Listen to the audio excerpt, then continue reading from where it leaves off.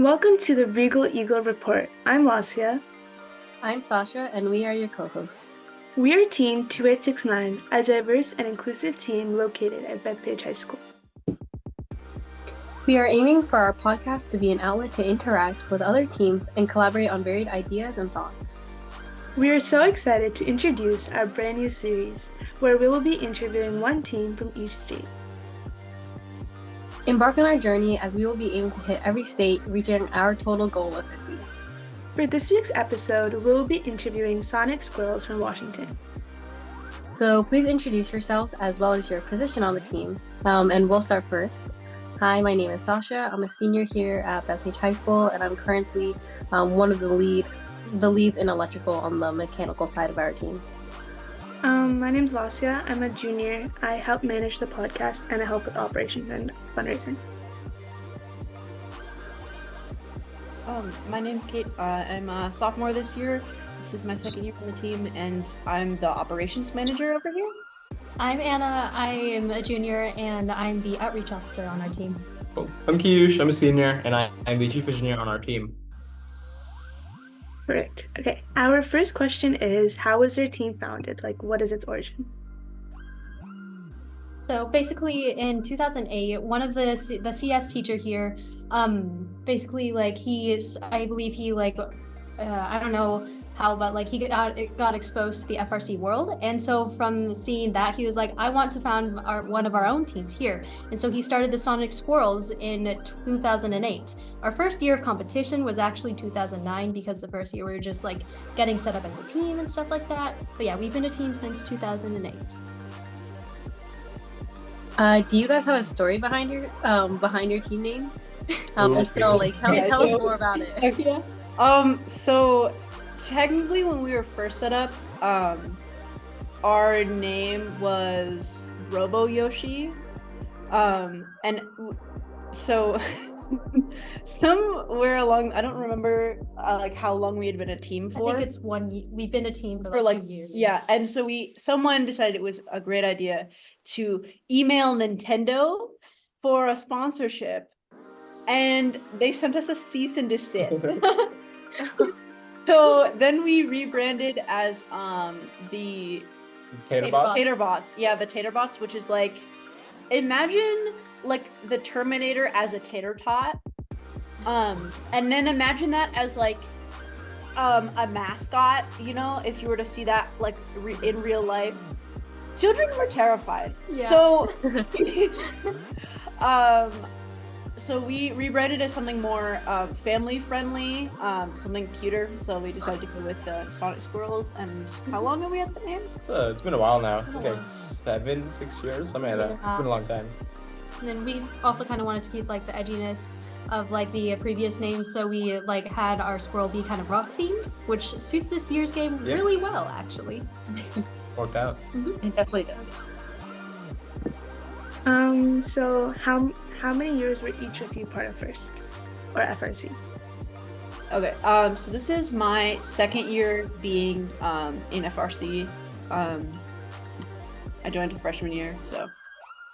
Yeah, this is my third year being in FRC. I joined my freshman year too, so yeah. Yeah, this is also my third year, so I joined my sophomore year. The cool thing with our team though is that we have an elementary school right across our high school, and we host a couple FLL teams there. So the mini Squirrels is what we call them. And a lot of people who kind of go to that elementary school eventually when they grow up and end up, in this high school, they end up joining the Sonic Squirrels. So we have a bunch of members now, a few who have been mini Squirrels, and once they get older, they join the Sonic Squirrels. So that's always a big cool moment.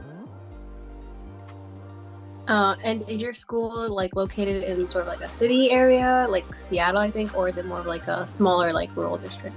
I'd say it's like right in between, actually. We're right next, so we're like right in the middle of a couple of like cities. Like one of them's more like a town vibe, and then some others are like more city-ish. So we're like right in the middle of like city and country. And also we are based in Glacier Peak, which is in like sort of the outskirts of Snohomish itself. So we're more of in just like the suburbs area. So yeah, definitely suburban. Mm-hmm.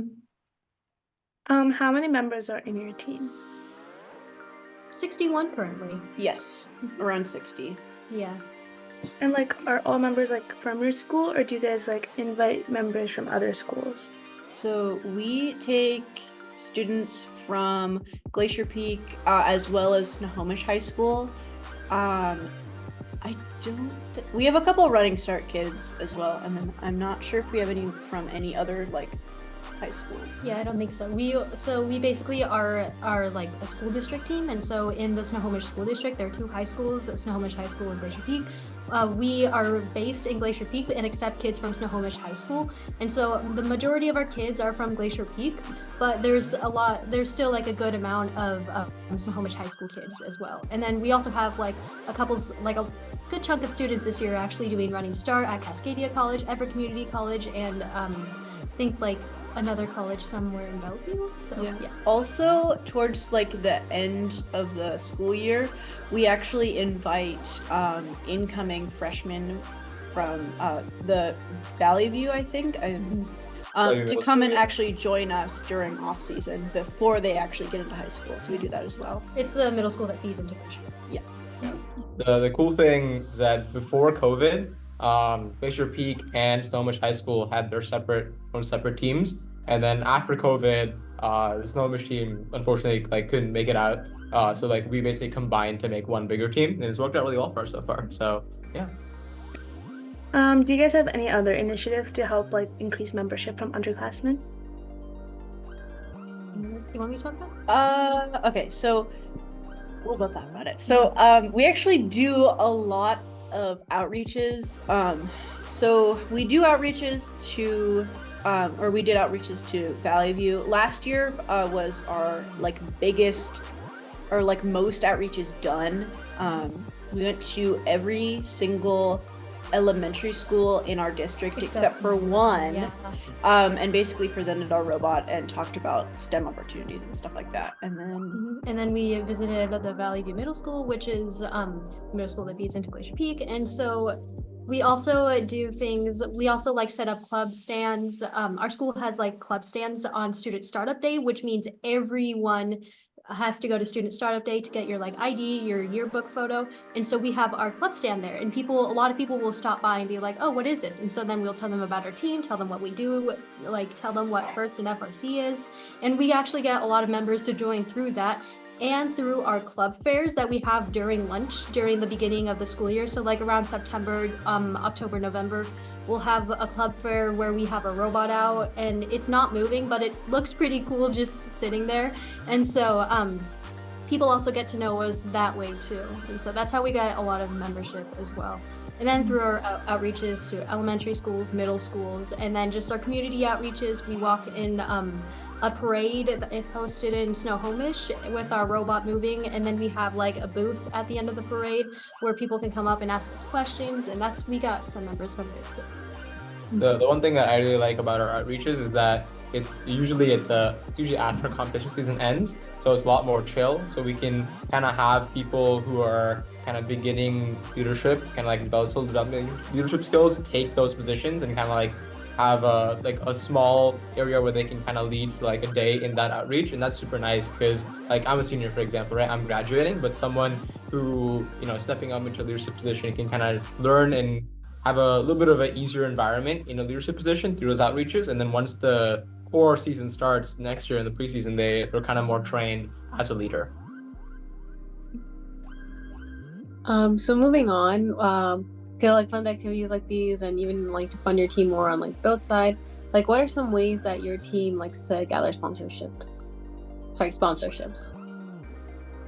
Okay, so we are doing a lot of I'm not sure how we got a lot of our like original sponsors, because we do have sponsors that come back year after year. So we do at like this sort of the start of the season, we reach out to like our previous sponsors from the year before or like a couple years before and see if they'd like to sponsor us again.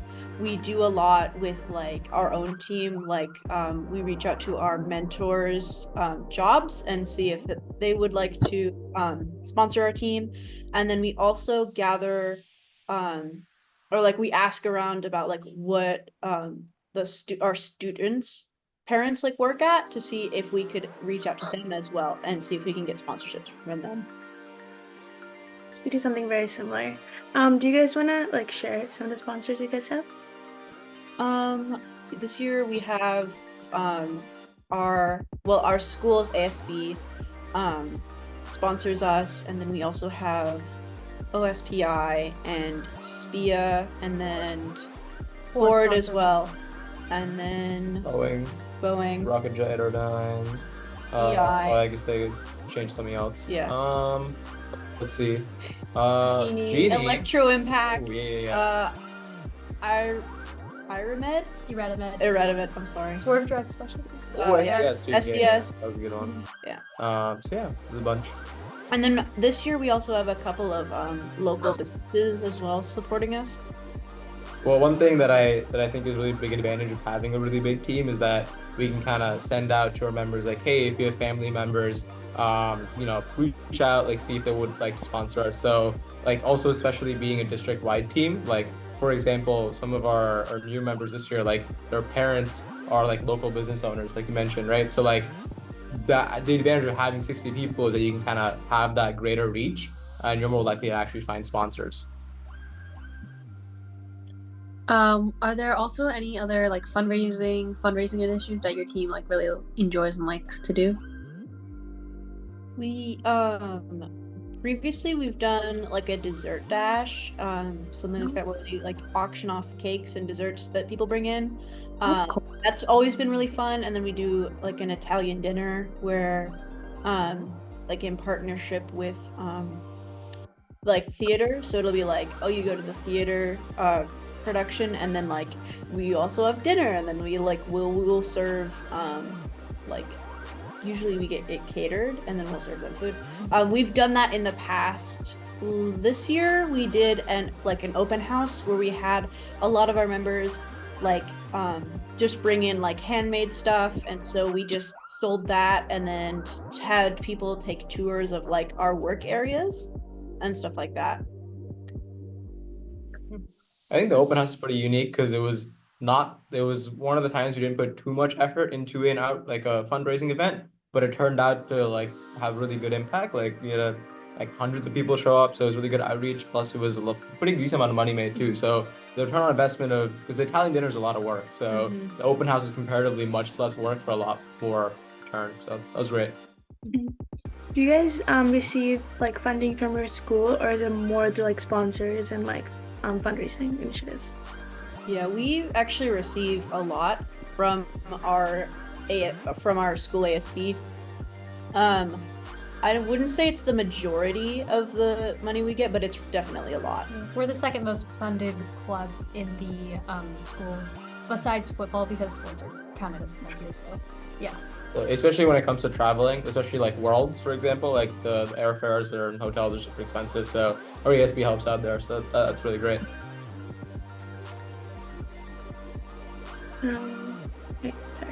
Okay, so now we're gonna come and talk like more about your like robot. So how has your like robot evolved over the years? So I think the kind of starting off, like as any rookie team would, right? Very early on, did the simple kitbot stuff, adding stuff to that, very basic stuff. But as we improved as a team, I think really one of the key reasons we improved as a team is kind of our mentor basis. As it grew over time, we got some really good mentors, and they were able to, even as students graduate, help train up the next generation. That's been really nice. One of the recent, I think it was 2019, is when we bought our router, our machining, and that was really cool because that was the first time we can finally machine custom parts, and that was really great. That helped us a lot in our 2020, 2021, 2022. Moving on, those years, it's been really helpful there. So yeah, like over time, we've had the ability to buy more machines, buy more parts. This year we bought a bamboo printer. It's like super crazy fast. Ooh, so us too.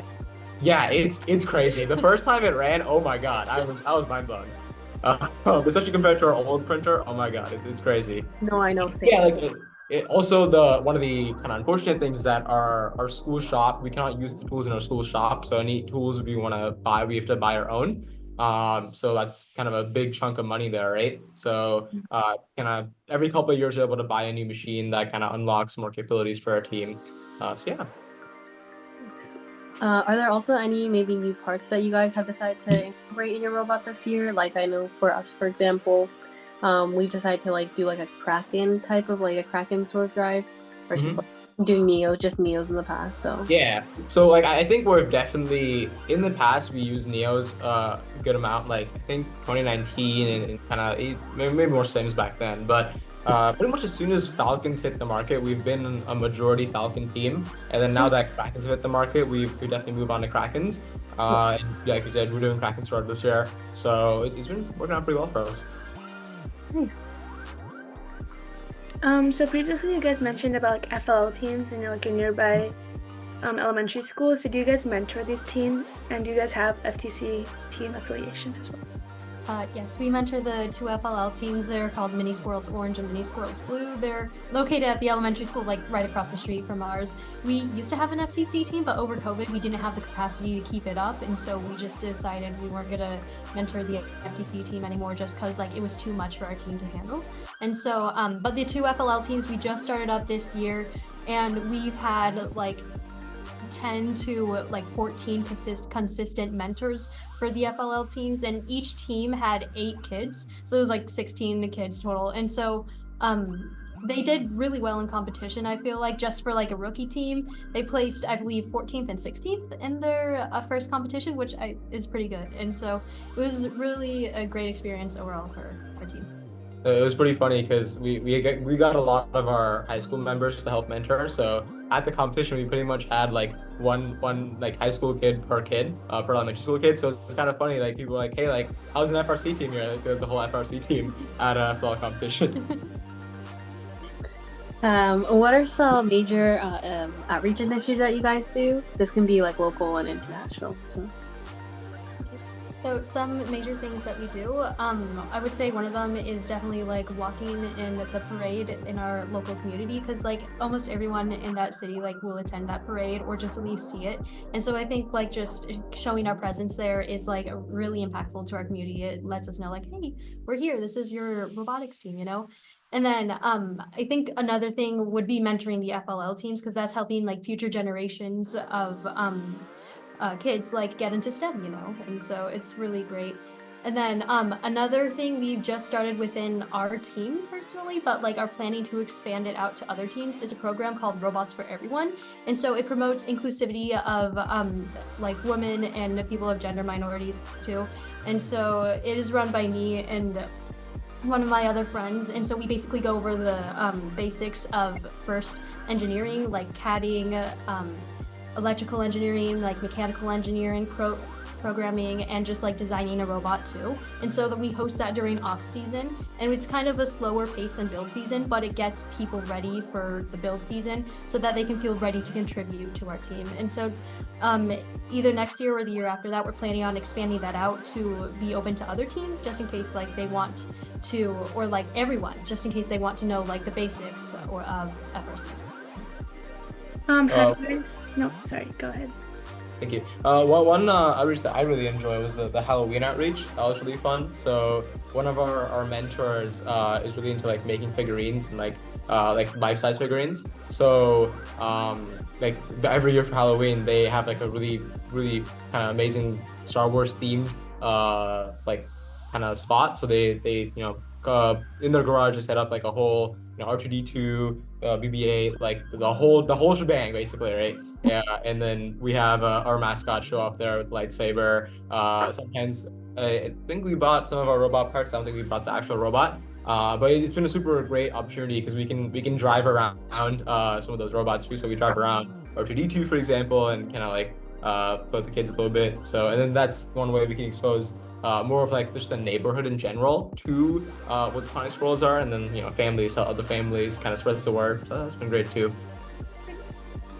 Have you guys tried anything internationally in terms of outreach, or do you guys stay more local within your community? We stay more local within our community with our outreaches. So your team has won chairman's as well as like EI a number of times. So like what years did you win each one? And like what initiatives do you think really pushed you guys to win? So in 2015, we won chairman's, which I believe took us to districts that year. And so basically like I wasn't on the team that year and I don't really know the history, but I would say just generally like a lot of like hard work and dedicated members who like actually wanted to create like attempts to apply for the award.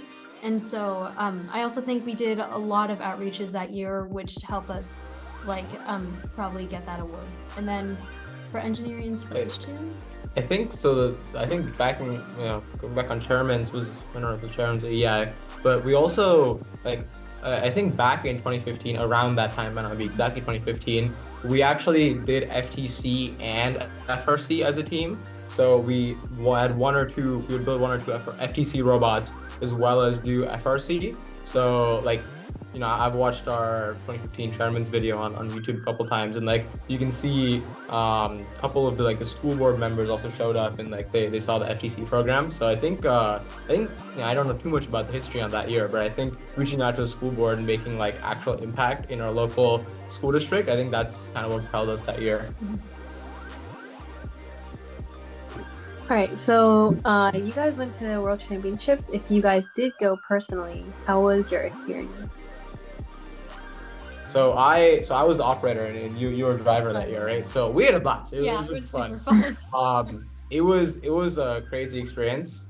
We really enjoyed it. We performed way better than we thought we would. Like going into like that year, starting off in preseason, our goal was to get picked on an alliance at the World Championship, like third pick, second pick, right? But we ended up performing really, really well. Like at some points, first day we were, I think, ranked second, and then dropped down a little bit second day. So I think we ended like 13th place, right? Something like that. And we were like a first pick. So we exceeded expectations a lot. And it was a super great experience for me. I really enjoyed it. The whole atmosphere, the whole everything. I highly recommend Lone Star Taco. It's the best restaurant in the Love that place. It's so good. I love it. Oh my god. Highlight of my trip. But yeah, I think the World Championship was super great. Robot performed really well. Very reliable. I don't think I don't remember a major fault. Like it would kind of come back in the pits, do some check, kind of just worked for the most part. If anything's broken, it's pretty minor. So software was on point too. So it was pretty good there. In terms of we actually won an award too at World Championship. That was really great. So we won the Autonomous Award at Worlds too, and we won it on every single event before that too. So it was the first year we won the Autonomous Award as a team, and we won all of our events, and that was a super great experience. It really made me happy because I was a programming lead that year, so I was really happy with that. So yeah, overall it was a pretty fun experience. I enjoyed it. I had a lot of fun because I got to like connect with like a lot of my friends who were on other teams, and so just at Worlds, like hanging out with them was super fun. And there's actually this one point where I was hanging out with my friend from Jackbot, and these two people from Generals 3636, they came up to us and were like, hey, we should try to find like one member from each PNW team and take a picture. And so there's just like this parade of PNW people like going across the pits, and this was like right before Einstein's too, and so we were just trying to find like one person from each team, and we eventually found it, and it was like we took the photo, and it was really fun, like just like talking with all of them too. Last year was my first year, so it was like my first time really it was my first time going to Worlds. So it was really cool.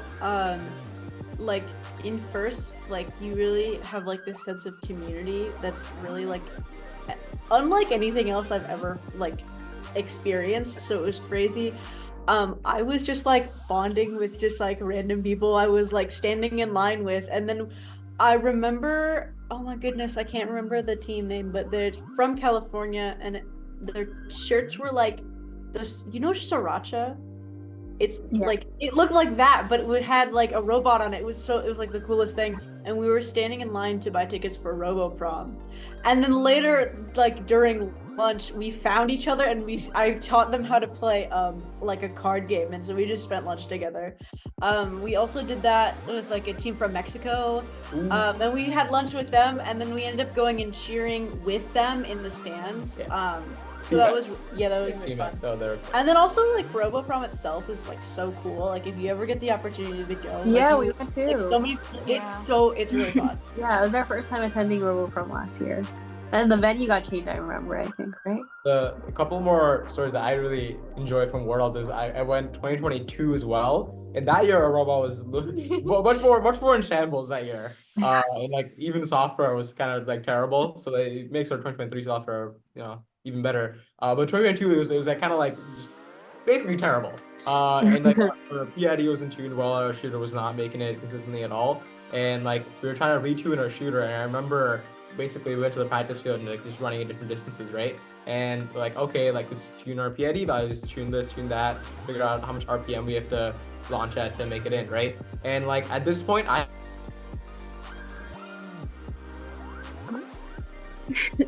Did they cut out for you too? Yeah. Okay, we'll just give them a second.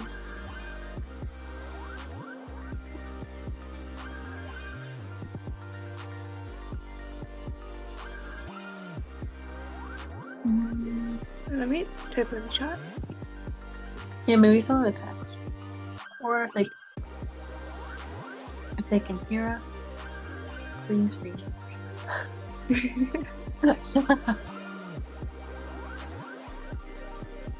That's cool. They went to RoboProm.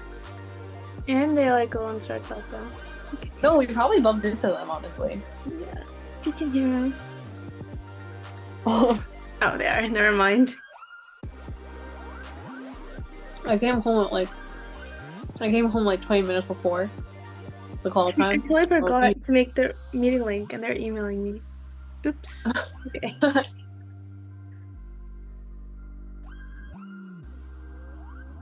Sasha, send a picture of yourself for the research Instagram. Oh, I keep on forgetting. Shoot. There's still like 3 other seniors that have to go. Matt, Carissa. Yeah. Do they add me in the science research? Huh?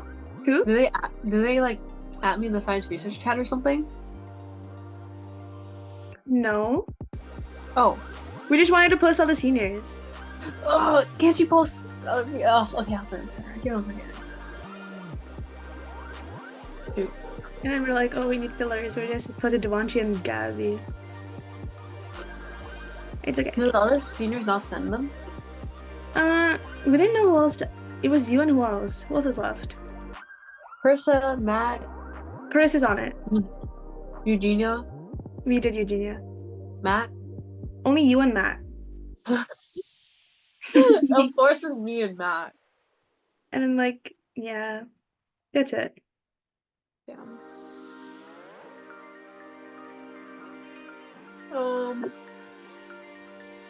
Wait, I'm gonna make a new. No, Hamza. Hamza's on it. What?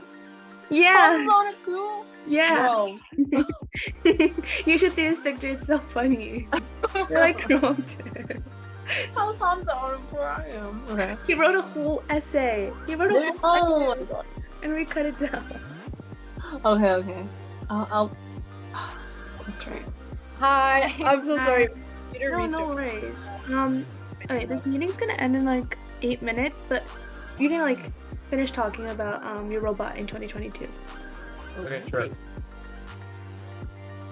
Yeah, sorry about that. This lap, it just randomly blue screen. Yeah, that was weird. No, don't worry.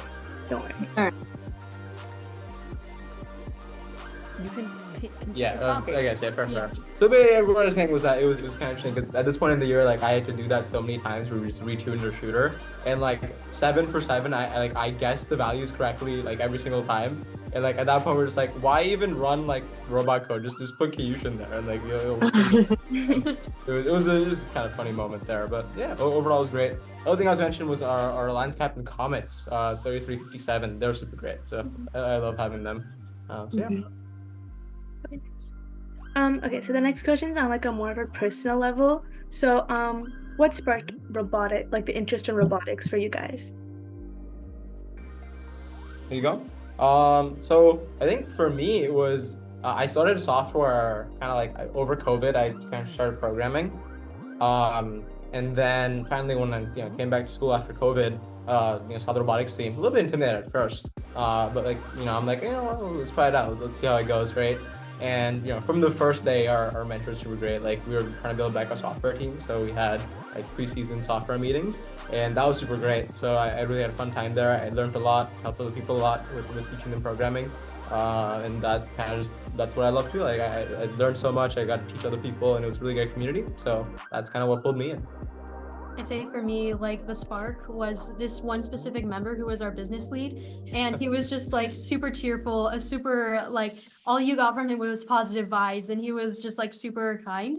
And I was going through like kind of a rough period in my life during that time, and so just like going to robotics and like seeing him just be like super cheerful and like work on business work, it inspired me to do like more business and outreach work too, and like get more involved with the team. The competition though is when I really like got my spark, like wow, this is really awesome, I want to keep doing this. And so from then on I've just been really involved with the team. It's a little bit similar for me. I know I like student startup. I like saw the team. I was like, oh, this is pretty cool. And then I joined freshman year. And then during off season, I was like, man, when is this gonna get good? And then build season started, and I was like, whoa. And so I did a lot of like engineering work. I pretty much like if there was work to be done, I had a hand in it because I really just liked doing like all of the things. And then competitions were like even better because it's like, oh my gosh, now we're like competing, and it was really cool. And then how many regionals do you guys go to? We do a district model. So back in the day, before the P&W district was formed, we did regionals. We went to the Seattle regional and then some other one, I think. But as soon as the P&W regional or the district formed, we've been doing districts. So that's for like 5-6 years now. Mm-hmm. So we do 2 districts, and then usually we make it a DCMP. So yeah. The first district event we actually host the Glacier Peak event.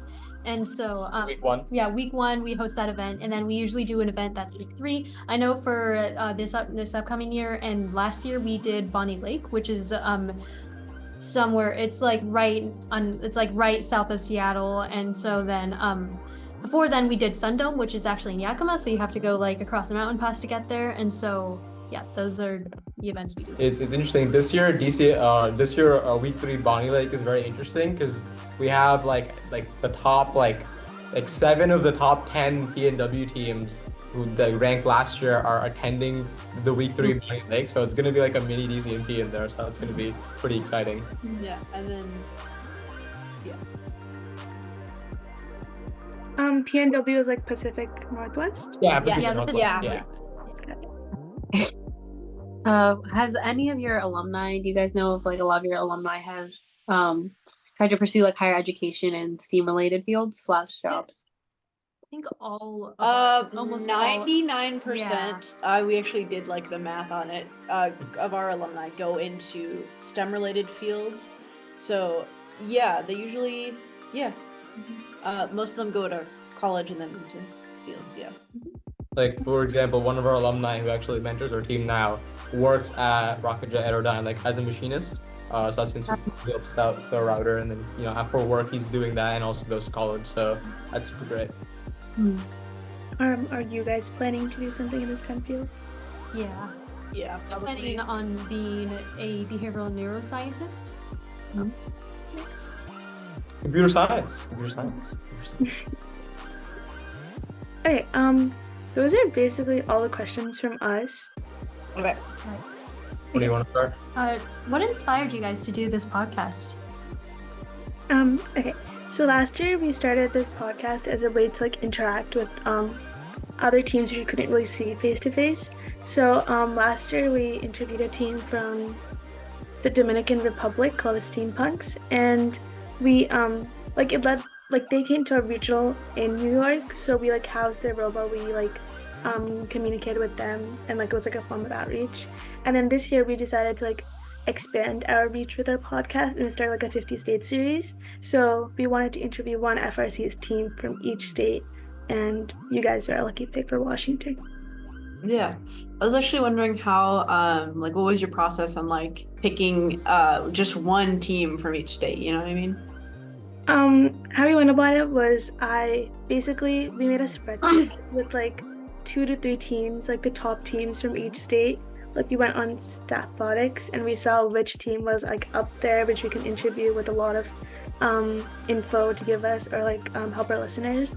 And we contacted them, and you guys were like our first ones from Washington who like got back to us. That's cool. So the other question that I had is, you guys do a regional model. So I'm curious. I guess why did you pick to go to a week 4 and a week 6, and like how is regional model as a whole? Because I have no experience with regionals at all.